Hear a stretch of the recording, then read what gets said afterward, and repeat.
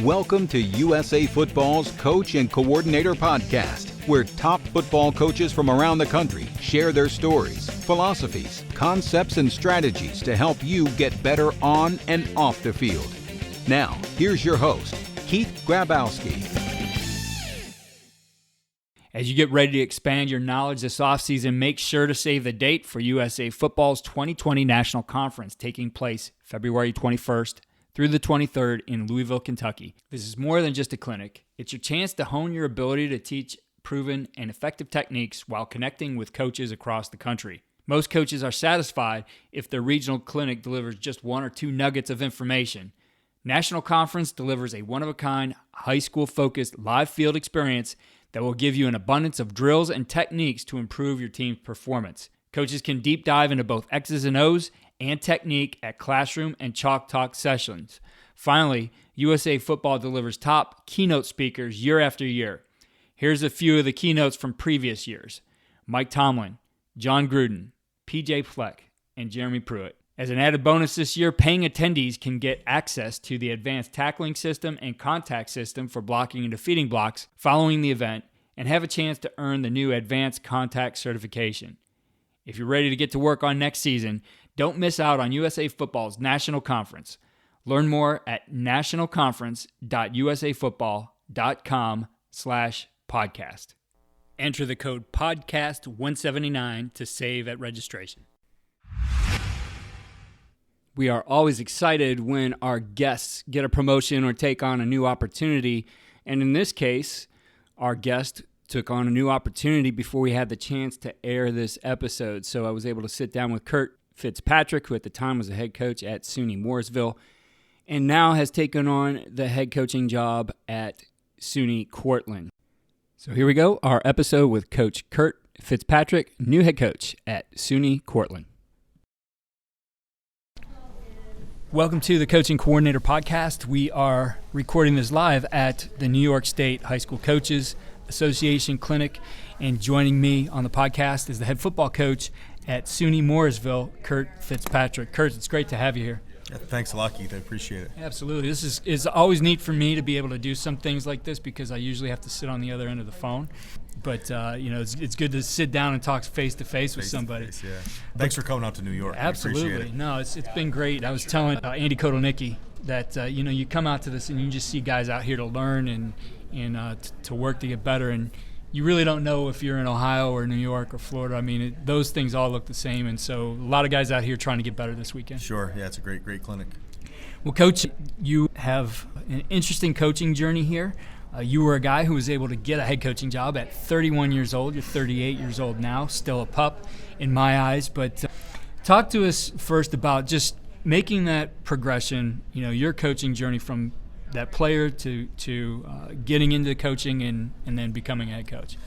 Yeah, it's definitely been interesting, but it seems like it happened fast. When I graduated college, my priorities were a little bit out of whack, and thought I wanted to work on Wall Street and do all that stuff. I was a business major, and I did that for a year and just hated it, hated everything about it. I was always a football junkie in a good way.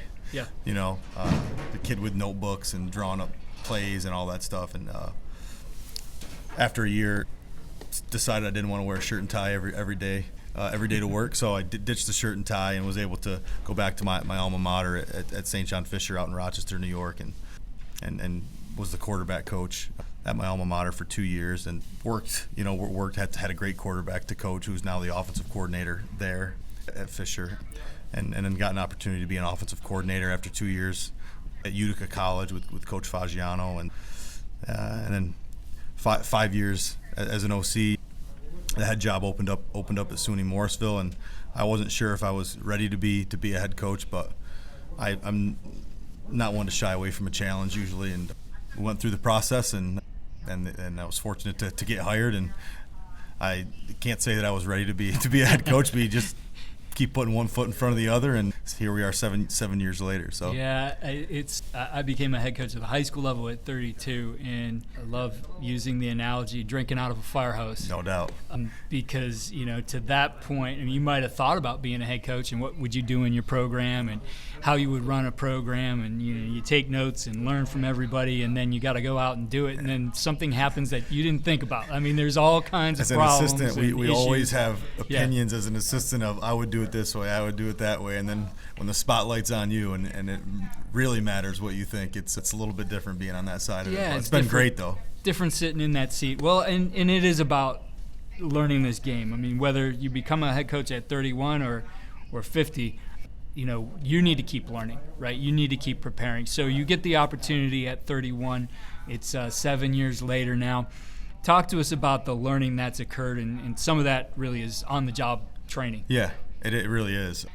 I think some of the biggest things that I've learned is being a head coach, and I'm also the offensive coordinator. I still coach the quarterback, so there's the X and O side that I get to. I haven't gotten totally away from that, which is great. But as a head coach, when I wear my head coach hat, the biggest thing I think I've learned is that you can have the best play call in the world. You can have be on the cutting edge schematically, but it's about the players and how well you've developed them through your program, how connected they are to one another and to your coaches and to your school or university, and how bought in they are.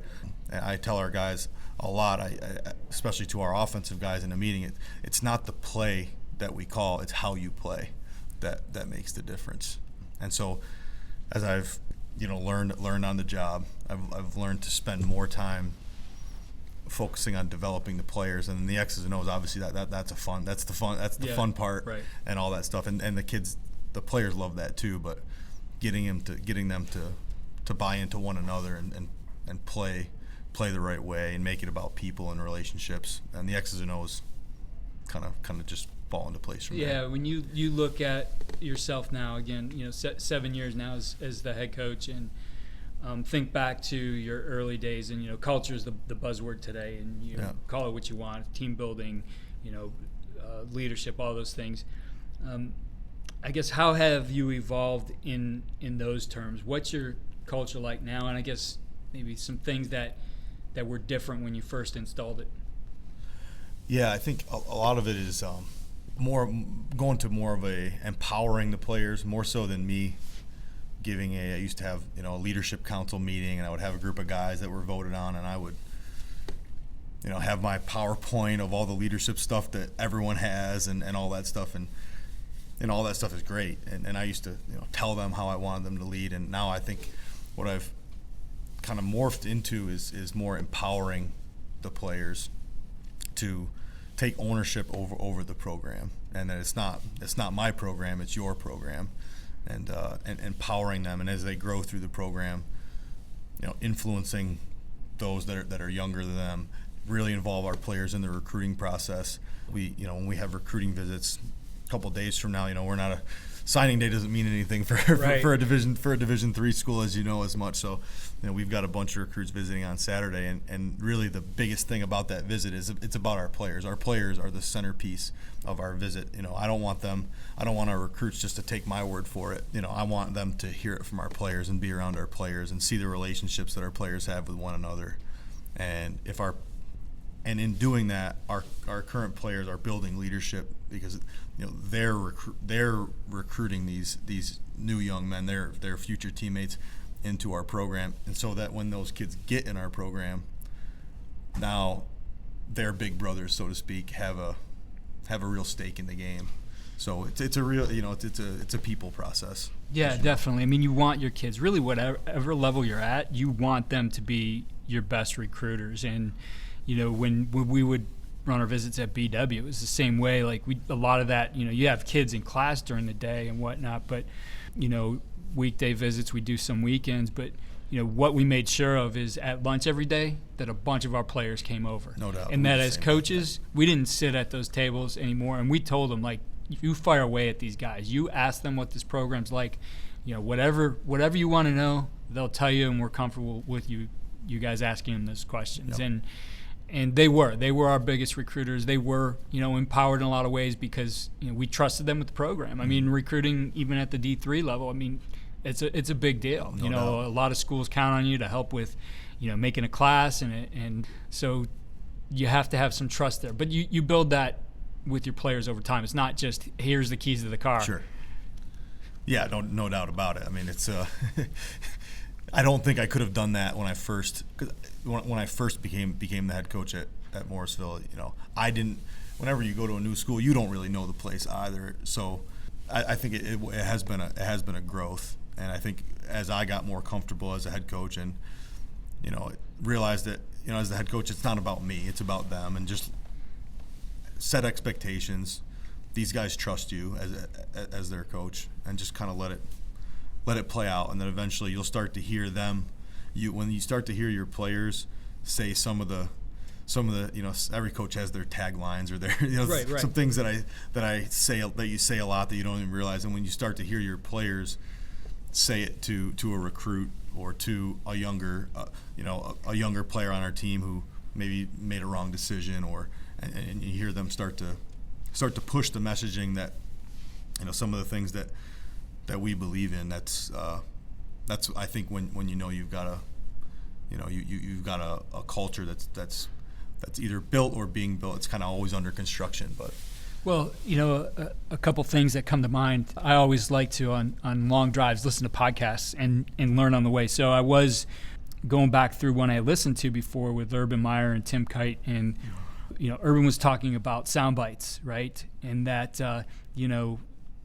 I'm sure you've done it before. I know I have. You go out and you write your mission statement. What is our program's going to be about? And no one can recite it for you, right? Mm-hmm. Even you sometimes. No doubt. And he talks about exactly what you said, those sound bites, those buzzwords that those guys hear over and over again and just become part of their thought process of this is how we do it. So for you, what are some of those sound bites that they're going to hear at Morrisville?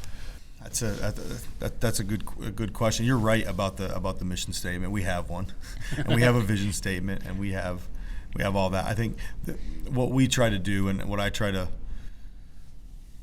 how I decide different activities with our team or what I want to push. We have 4 core values that we feel like are the foundation of our program, and you could pick. Every program might have 4 different ones. Right. You could pick 100, but it's what makes you uniquely you as a coach. Yeah. So I picked trust, faith, accountability, and selflessness. And with trust, we talk about never a doubt is the tagline that we use with that. And what that means is that as a player, it's a waste of time if you have to wonder whether a teammate or a coach is fully bought in, or whether or not you can trust that guy. Football is a hard game.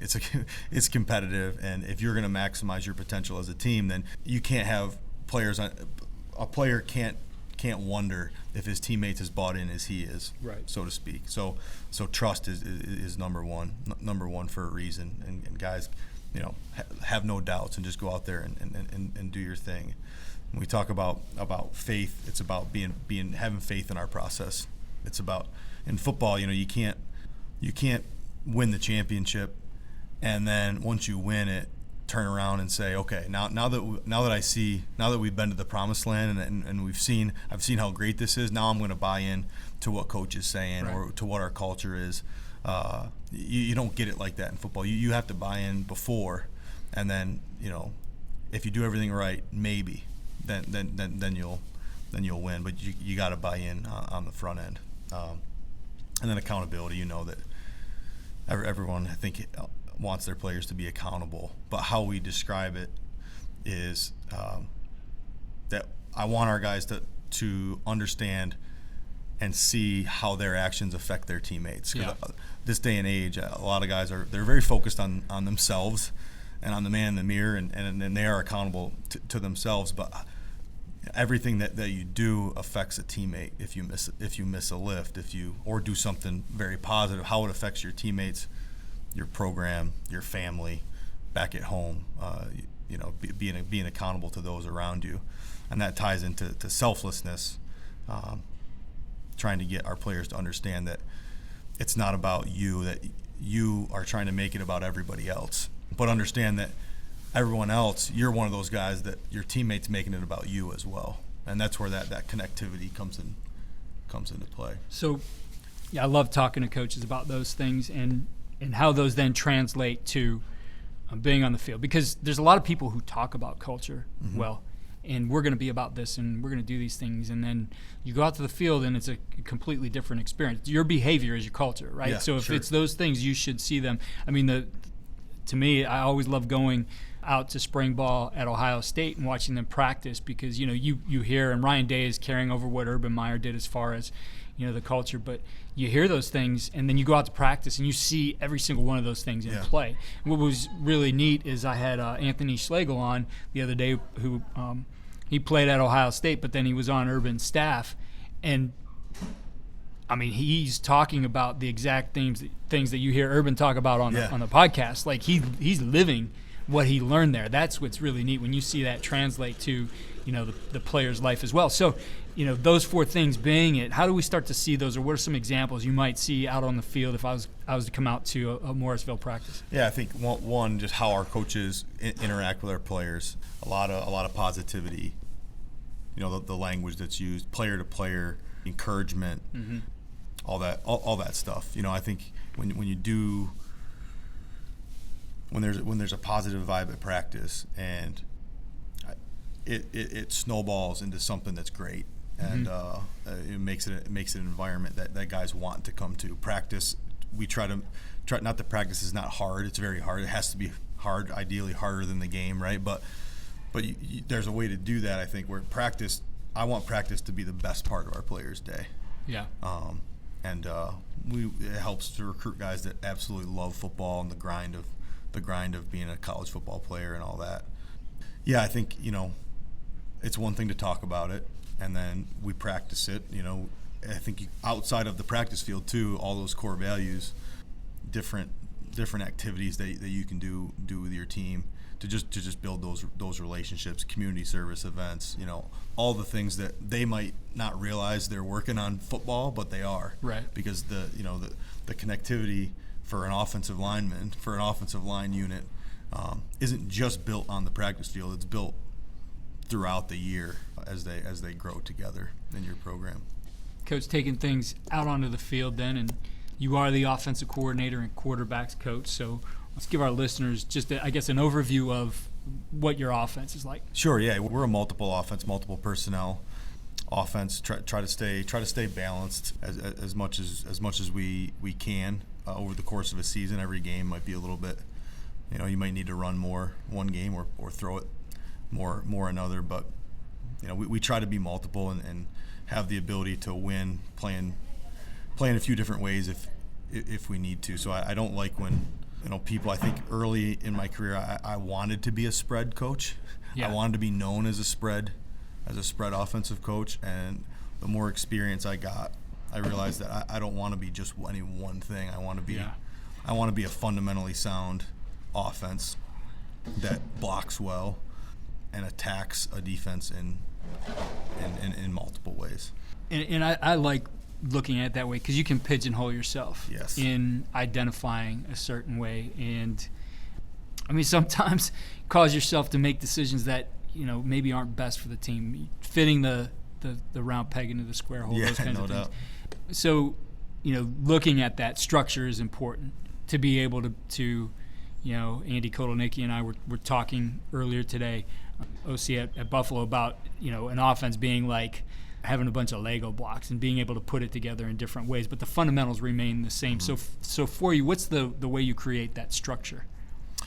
I think it's based on your players. I mean, each year, we're going to have different strengths and weaknesses each year. If you've got multiple tight ends, that are some of our best players, then we're going to use them. Or if we've got multiple receivers, 3-4 receivers, then maybe we'll be more 10 personnel. If your quarterback can run, you can do some more things and format your offense a little bit differently. But it's always going to start with who our best players are. We're going to try to feature those guys. I don't think that's any earth-shattering philosophy. Right. I think any coach is going to want to focus on getting his best players involved. But whatever we do, we want to keep it simple for the offensive linemen. Yes. Those 5 guys. They don't care what formation we're in. They don't even know. They get a sense because they see their buddies subbing in and out, and they know whether we're in a bigger personnel grouping or a smaller one, but they don't really care. I think to them, they get the scheme and away they go. And I think that's the key. I think is offensively, all the moving parts on the perimeter. There's a ton of different answers, but if you don't have cohesiveness, the O-line's the heartbeat of your team. Right. And the more consistent they can be, the better they are. Then you can do a lot of things as a play caller when you've got consistency up front. Absolutely. Those guys, I'd always say, like, they really don't care who has the ball or what they're doing in the backfield behind them, and that's where you can get creative with just different backfield sets, actions, etc. But having that consistency for them, we're going to block these schemes over and over and over again is really what gives them the confidence. And you used the word trust before, right? Just the trust in what they're doing, the trust in each other. Because you are repping it again and again, it becomes part of what they do. Yeah, and the trust. And if you keep it simple for them, over the course of a season, you see so many different looks up front. But for them, they can get so many more reps at it, whether it's inside zone or it's power or it's a pass protection, base pass protection. We try to have very few of those too, just because we know they're going to get a lot thrown at them throughout the course. Blitz looks, base, different fronts, odd front, bare front. I mean, you name it. So keeping it simple for the guys up front is the key for us. And we talked a little bit about quarterback play, and that's been what you've been coaching. That's been your thing, still is, as the head coach, coaching quarterbacks. The word simple, though, is something you brought up in our conversation before we got started. That for lack of better words, having an operating system that's consistent for them and is simple enough that, whatever concept you might be running, routes you might be running in the passing game, that for them there's also some simplicity to it. Yeah, I think you got to have carryover. My philosophy with our quarterbacks, that you got to have carryover with how you structure your passing game. The routes can change. We have tons of route combos in our playbook. Some we use more than others and all that, but the thought process with how you move a quarterback through a progression can be the same. He needs to know where to start, right, what's priority number one, and then where to work from there. Whether priority number one is a single receiver on the backside of 3-by-1, and if they're going to give us one-on-one, a gift route or whatever, a post route, a glance, whatever it is, if that single receiver has the look that you want, then that's where we're going to go with the ball and forget about everything else. And if not, if that's a bad look, quarterbacks know what's a good look and what's a bad look. If it's a bad look, then you're going to work the three-man concept side. And then as the routes change, that thought process doesn't change though. And so I believe if you keep the overall general order of operation, whatever you want to say, if you can keep that consistent, then you can plug and play. You can run this three-man concept and tweak the route on the backside. But no matter what route you run, that the quarterback is going to remain smooth and calm, because he's just going to work his way through it the same way every time. Right. Could you, as just an example, an illustration for our listeners, I guess talk us through exactly how that works for you? Maybe give us an example of that. Sure. So let's say you have 3-by-1 and you're going to run a base concept for us would be any 3-by-1. Our single receiver, if he's detached, and we call him the X, I think that's pretty standard. He's going to run a hitch route that converts versus press, versus a tight corner press or cloud. He's going to convert to the three-man side. Three-man concept, a curl concept we run. The outside receiver will run a 12-yard curl, seeking the window inside. The number 2 receiver will run what we call a middle route, meaning he's going to attack the middle of the field. If the middle of the field's open, then he can run up the middle. If the middle of the field's closed, then he's going to run across the middle. And then number 3 to the flat. And so our quarterbacks will prioritize. We're going to put a premium on the single receiver, and we can tag that hitch that I talked about. Right. We can tag it into a rollover, into a post corner, whatever route we think we need that can attack the best or fits the down and distance the best or the situation. But the quarterback he's going to prioritize and put a premium on that single receiver side. Mm-hmm. And if he likes to look, then he's going to commit to it and throw it. And he's got to be able to ask himself simple questions. Do I like the X? Yes or no? If the answer is yes, then fully commit to it and rip it.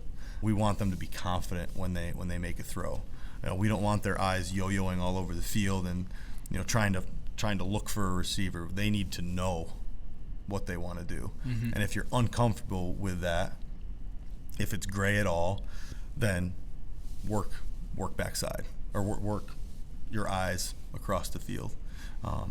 It's not like they're staring at that receiver for long. Like they know what a good look and a bad look is, and they're going to move their eyes quick.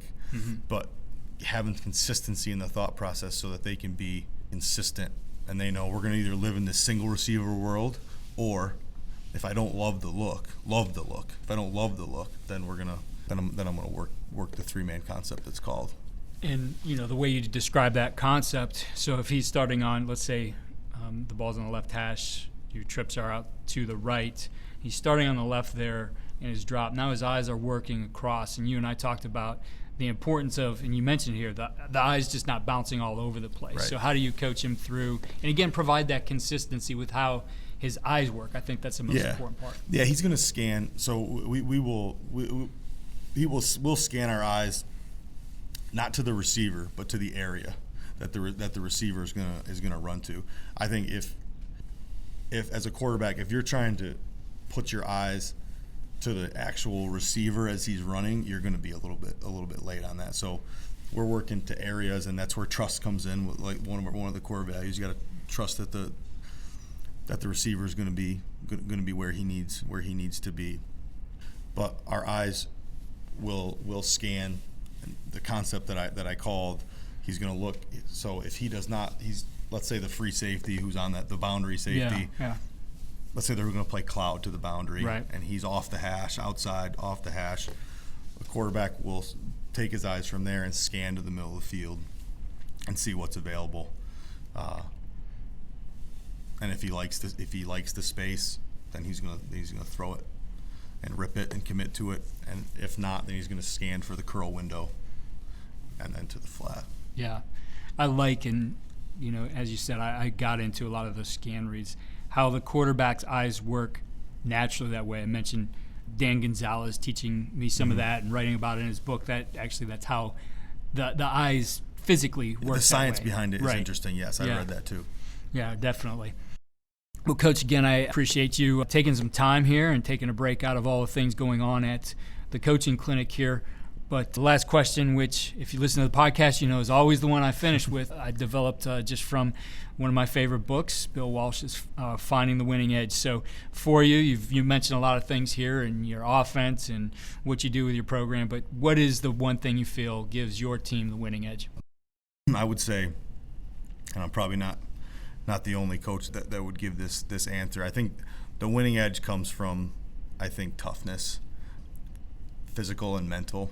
Probably more so mental, and we all know we've been in that game where there's adversity, and that your kids, you can see that it could go one of two ways, and if you've trained them the right way, when there's a fork in the road in the game and the going gets tough, I think our guys a lot of time will have some resiliency and some mental toughness. I think the teams like the Kansas City Chiefs, right? When it could have gone the wrong way, and they easily could have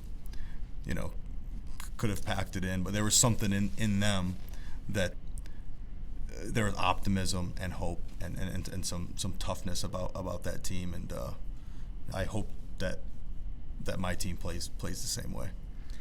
Coach, for our listeners out there who want to learn more about your program or connect with you, what's the best way to do that? Sure. Twitter is Twitter's the best way. My handle is _Coach Fitz, FITZ. You can always, if you have any questions or whatever, can always DM me DM me on Twitter. Coach, I appreciate you taking the time, and best of luck to you and the Mustangs in 2020. Thanks, Keith. Thanks for listening to USA Football's Coach and Coordinator Podcast. For more resources, visit the Coach Performance Center at usafootball.com.